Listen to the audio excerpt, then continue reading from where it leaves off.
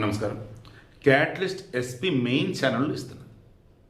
గచ్చిబౌలిలో వడ్డెర బస్తీ, అక్కడ ఎల్లయ్య అనబడి ఓ వ్యక్తి, అతని భార్య, వాళ్ళకిద్దరు పిల్లలు. వాళ్ళు కూలీ పని చేసుకొని బ్రతుకు జీవనం సాగిస్తూ ఉన్నారు. అయితే ఈ ఎల్లయ్యకి తాగుడు అలవాటు. ఇంటికి వచ్చిన తర్వాత తాగి గొడవ పడుతూ ఉండేవాడట. ఇటువంటి మూమెంట్లో వాళ్ళిద్దరు పిల్లల్లో మోహన్ ఒక పిల్లాడు, నాన్న ఏంటి ఇది రోజు గొడవ పడుతున్నావు, ఏదైనా ఉంటే కూర్చొని మాట్లాడుకుంటే అటు గొడవ పడుద్ది అని అన్నాడట. ఇక్కడ నేను చెప్పాను, నా చిన్నప్పటి నుంచి అర్థం చేస్తున్నా, ఇప్పటికి చాలా చోట్ల గమనిస్తున్నా. నువ్వు నాకు పుట్టావా, నేను నీకు పుట్టానా? నువ్వు నాకు చెప్తావేంటి? నేను చెప్పింది విను, నువ్వు నాకు ఎదురు చెప్పేంత ఇది లేదు, నాకు సలహా ఇచ్చేంత ఇది లేదు, నువ్వెవరు నన్ను కంట్రోల్ పెడతానికి. ఇలా కొంతమంది తండ్రులు ఎంత ఎదవలంటే, ఎంత పనికిమైనటువంటి అనకూడదు కానీ మూర్ఖులంటే, పిల్లోడు నా కడుపును పుట్టిన పిల్లోడే కదా, నాకు చెబుతుంది మంచే కదా, ఆలోచించరు.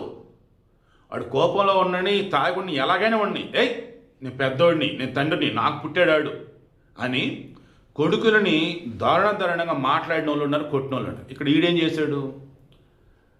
ఏందిరా, ఎవడుకు పుట్టావురా నువ్వు, నాకు సలహాలు ఇస్తావు, నువ్వు అద్దెనిద్దరు పాప అనరాని మాట్లాడి ఆ పిల్లోడిని. ఇప్పుడు అర్థం కాని విషయం ఏంటంటే, ఇలా తల్లిదండ్రులు అన్నప్పుడు బాధపడాలి, బాధ వచ్చింది. అయితే ఆ తర్వాత చనిపోవాలన్న ఆలోచన పిల్లలకి ఎలా వస్తుంది? సరే అయితే ఇలా గొడవ పడండి, ఇక నేను ఉండను ఎక్కడ అని చెప్పేసి పిల్లాడు అక్కడి నుంచి దగ్గర ఉంటుంటే వాళ్ళ అమ్మమ్మ వాళ్ళ ఇంటికి వెళ్ళాడు. వాళ్ళ అమ్మమ్మ వాళ్ళ ఇంటికి వెళ్ళాడు. ఓకే, చనిపోవాలన్న ఆలోచన ఎలా వచ్చింది? చీర ఉండిద్ది, దాన్ని గురేసుకోవాలి అని ఆలోచన ఎలా వచ్చింది? సోషల్ మీడియానా, సీరియల్లా, సినిమాలా, యూట్యూబ్లో చూస్తున్నారా ఉరేసుకోవటం? ఆ పిల్లాడికి ఉరేసుకోవటం ఎలా వచ్చిందండి? ఉరేసుకొని చనిపోయాడు ఆ పిల్లాడు. పాపం 15 సంవత్సరాల పిల్లాడు, అమ్మా నాన్న గొడవ పడొద్దు అని చెప్పి చనిపోయాడు ఆ పిల్లోడు. వాళ్ళ అమ్మ కాసేపు అయ్యాక పిల్లోడు ఎటులేంటి ఎత్తుకుంటూ వెళ్ళింది. తీరా ఆడికెళ్ళి చూసేసరికి వాళ్ళ అమ్మ వాళ్ళ ఇంట్లో ఊరేసుకొని ఉన్నాడు. మరి వాళ్ళు ఎటు వెళ్ళిపోయారో అర్థం కావట్లేదు.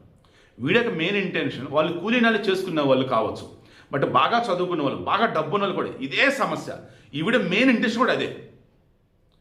పిల్లలని, మన కడుపున పుట్టిన పిల్లలని మీరెవర్రా నా చెప్పడానికంటే, నువ్వెవతలే నాకు చెప్పడానికంటే, మీకు కాకపోతే ఇంకెవరికి చెప్తారు? అమ్మా నాన్న సంతోషంగా ఉండాలి, అమ్మా నాన్న గొడవ పడద్దని పిల్లలు కోరుకోవడం తప్ప? అమ్మా నాన్న మనల్ని కన్నారులే అని చెప్పేసి వాళ్ళు ఏం చేసినా కరెక్ట్ అయిపోయిద్దా? వాళ్ళు తప్పు చేస్తే చెప్పొద్దా? నా సర్కిల్లో కూడా ఉన్నారు ఇటువంటి వాళ్ళు. అందుకోసం వీడియో ఇస్తూ ఉన్నా. ఇకనన్నా మారాలి. మనం చదువుకున్నామా, పని చేస్తున్నామా, ఇంకేదైనా చేయని, పిల్లలంటే మన ఆస్తి. అండ్ మనం పిల్లలు కలిసి ఉంటేనే కుటుంబం. అన్యాయంగా చనిపోయాడు మోహన్ అయితే. సో ఇప్పటికన్నా కానీ స్కూళ్ళల్లో ethics, morals and life lessons మీద క్లాసెస్ పెట్టండి. చనిపోకూడదని నేర్పండి. ఈవెన్ అమ్మా నాన్నలు కూడా ఇప్పటికన్నా నేర్చుకోండి. పిల్లలు ఎదురు గొడవ పడవద్దు, పిల్లలు ఎదురు తిట్టుకోవద్దు, పిల్లలు ఎదురు కొట్టుకోవద్దు.